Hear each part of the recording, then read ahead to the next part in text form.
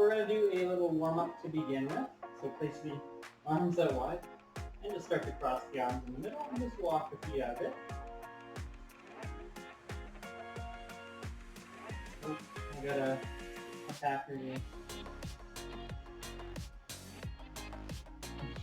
Then high and low.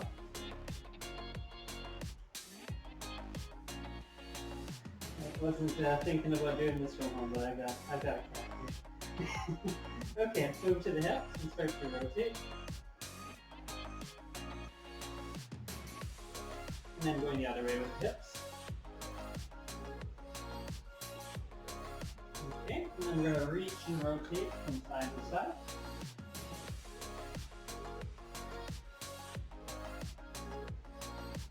And perfect. Bring the arms straight out wide and just simply allow the arms to loosen and rotate to the upper body. Okay. And moving to our knees, we'll go a little forward and back with the knees. Draw a circle to one side. And draw a circle to the opposite side. We'll go down and upwards. Perfect, other way. Wide stance and start to go into a front rotation, keeping the back very flat, and try to keep the eyes forward as well, keeping the spine as long as possible. Excellent, go the other way. And we'll be back up tall. Good, keep your ankle and wrist, start to rotate those outwards. Nice constant motion. Other way. And the other side. Good, other way. Make a little X shape with the body here, bring the knee across, and just simply tap from side to side. Try to bring the knee up as high as possible, and then try to open up to the side of the hip. Great, and we can switch. Bring the foot in behind as we tap the bottom of our foot, more so trying to open up through our front of the hip now. And awesome. 3, 2, and 1. Excellent. So one more thing we'll do here, just simply sweep the arms in front and then reach up nice and high, loosening through the shoulders and the arms a little more. And perfect. And release. Good. So we're going to use our long resistance bands to begin with.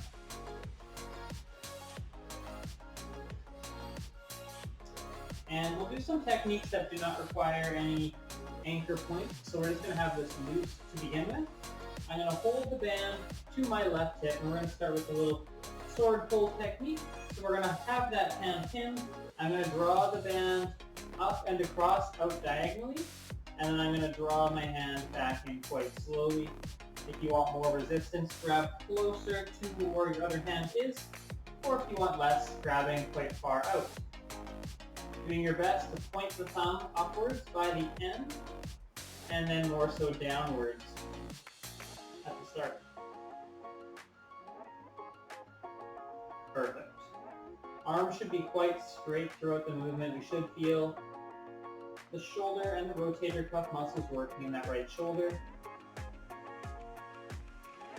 And breathing out, keeping a nice upright posture as we draw that band across and out. There we go, looking awesome so far. And perfect. 5, nice and controlled. 4, 3, 2, and go for one more. Perfect. Give the shoulders a little shake. Using that same arm, I'd like you to lift up nice and high at a diagonal. Hand is out in front of you. Now you're going to pull downwards and across as we go down to our opposite hip. Breathing out and bring it back up together. There we go. breathe out, draw across.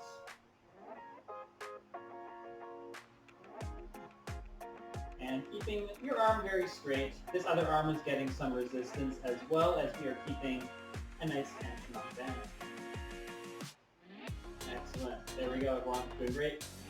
Should feel the back of the shoulder once again. A little more of the chest as well as we draw inwards. 4, 3, 2, and 1.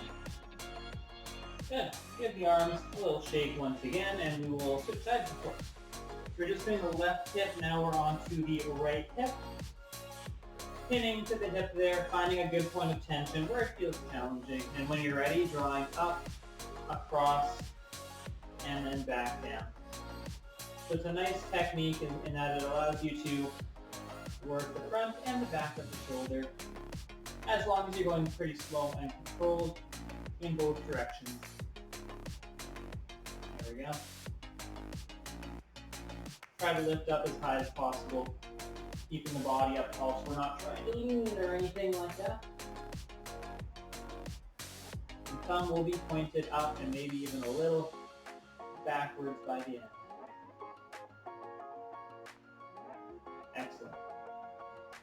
Let's go for 5 more. Should be feeling a little more of a burn now. 4, 3, 2, and 1. Awesome. A little more shoulder rolling to get some loose, or to get some tightness out of the shoulders after all that. And then we're on to the final one with this. So reaching up nice and high and simply pulling downward diagonally to the hip and then releasing that tension back to the center. Breathe out, pull in the belly button so we are keeping our core muscles quite tight.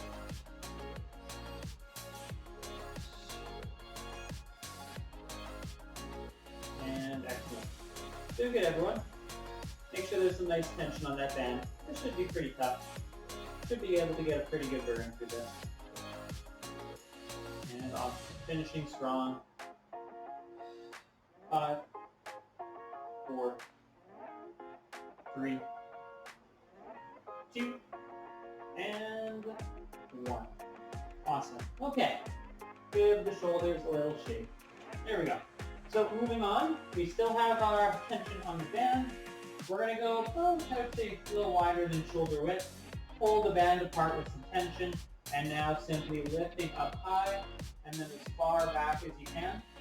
So getting a nice stretch to the chest and shoulders, lifting all the way up and back, maintaining a bit of tension on the band throughout. Good. Breath in as we reach up, breath out as we lower back down. All the way up, breathing out. Only pulling the band apart as much as you need to be able to get down towards the hips. Good. And really squeezing the shoulder blades together at the end point of that movement. If that's feeling pretty easy, you can definitely loop your hands a little extra or pull your grip a little tighter. And excellent. 5 more. Good, awesome, everyone. Really try to open through the chest and shoulders.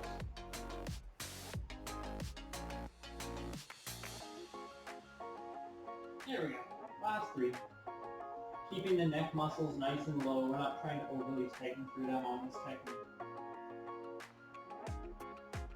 And perfect. Let's see one more. Deep breath in.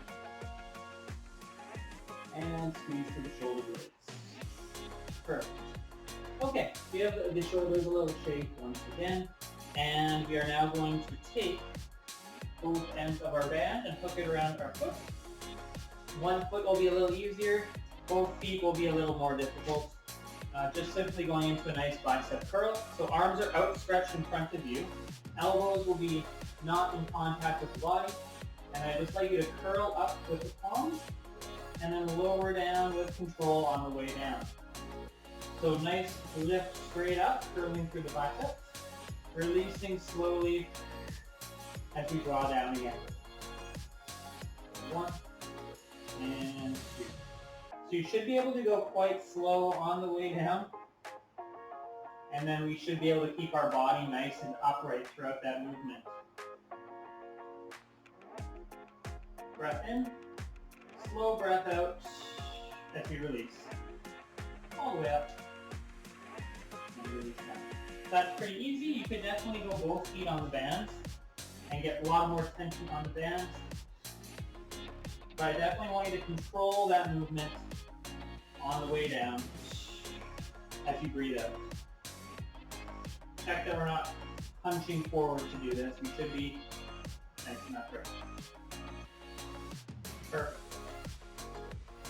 And let's go for another 5. Slower on the way down. 4. 3. Looking good, everyone. Nicely done. 2. And 1 more curl. Excellent. Okay, releasing that one, allowing the arms to loosen. Okay, moving on. So if you would now take your band, grab, I would say fairly close to the middle. There's some good tension on there. Place the band in behind you there, and then simply extend fully as wide as you can. Draw the arms directly back in. Breathe out and extend fully until you are resting essentially on the shoulders. So we want to work the triceps as we do this. So really just simply extending and bending the elbows. And once again, another postural exercise. We should be quite upright and be able to maintain that throughout the movement. Just like if we're doing a bicep curl, I want you to go quite slowly on the way back in, resisting that pull inwards. And in that way, we get a nice tricep burn. Breath out. Breath in. Breath out. Breath in. Arms should be fully extended. Awesome. Almost there. And pushing through, breathing out. 5, keep the core tight as well. 4, 3, 2, and one more time. Perfect. Okay, so release through the arms. We will move on to our lower body. We are going to use the bands on this lower body technique.